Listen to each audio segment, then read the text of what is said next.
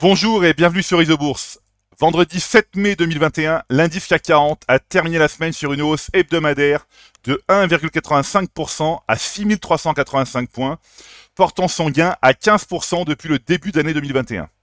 Alors que ce soit en France ou aux États-Unis, la hausse s'est imposée cette semaine sur les places financières. En France, la plus forte hausse hebdomadaire revient à l'indice CAC 40 et la plus faible hausse à l'indice CAC Small, le baromètre des petites valeurs françaises. Dans ma chronique du 24 avril 2021, j'avais indiqué une possible rotation des petites valeurs françaises au profit des grandes. Eh bien, un scénario qui s'est vérifié puisque le CAC 40, donc l'indice des grandes capitalisations françaises, a largement distancé le CAC Small cette semaine et a même rattrapé son retard depuis le début d'année 2021. Porté par le croisement haussier des courbes de pression Isobourse 5 et 20 mois validées en janvier 2021, le principal indice de la Bourse de Paris a poursuivi sa hausse à moyen terme en s'affranchissant du seuil des 6300 points. Aux États-Unis et à l'inverse de la France, ce sont les petites valeurs de l'indice S&P 600 Small Cap qui se sont distinguées par rapport aux grandes valeurs du S&P 500. Avec un gain de près de 23% depuis le début d'année 2021, les small caps américaines sont largement devant les big caps du S&P 500 et son gain annuel de près de 13%. Quoi qu'il en soit, et jusqu'à preuve du contraire, notamment la survenance de signaux baissiers sur les principaux indices américains et français, le modèle Isobourse recommande de privilégier la hausse des marchés actions à moyen terme. Rappelons que l'indice élargi de la bourse de New York évolue au sein d'une phase haussière de moyen terme depuis le croisement des courbes de pression Isobourse 5 et 20 mois validées en août 2020. Passons maintenant aux actions et plus particulièrement à la plus forte hausse hebdomadaire du CAC 40. Elle revient à l'aciériste ArcelorMittal avec un gain de plus de 11%.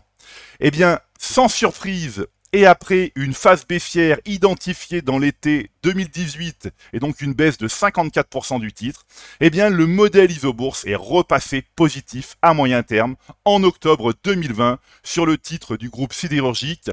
Depuis le signal, voilà, le titre ArcelorMittal progresse de 131%. Un mot maintenant sur les valeurs de l'indice RENIX, donc un indice qui suit la performance des 30 plus grandes sociétés du secteur de l'énergie renouvelable dans le monde. Le secteur a fortement baissé cette semaine et ce n'est pas une surprise car la tendance de certaines valeurs s'est déjà inversée ou est en train de s'inverser. On notera dans cet indice les deux français Albioma et ici NEON, le modèle Isobourse est passé négatif à moyen terme en février 2021 sur ces deux titres. Alors on va jeter ici un œil sur Albioma. Voilà donc Albioma, après une phase haussière détectée exactement, c'était particulièrement en mars 2019, le modèle Isobourse est repassé négatif à moyen terme en février 2021 sur le titre Albioma. On va regarder ici NEON, voilà.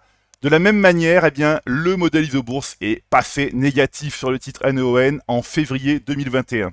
Alors, je terminerai par un titre coté sur le Nasdaq, en phase énergie, donc qui appartient également à l'indice RENIX. Voilà. En phase énergie, après une très longue phase haussière débutée et détectée par Isobourse en septembre 2017, le titre est repassé négatif, ou plutôt le modèle Isobourse est repassé négatif sur le titre en phase énergie en avril 2021 après un gain de 8800%. Voilà, écoutez, c'est maintenant à vous de faire le point de vos valeurs en portefeuille avec Isobourse. Je vous donne rendez-vous pour ma prochaine chronique et d'ici là, restez avec nous sur Isobourse.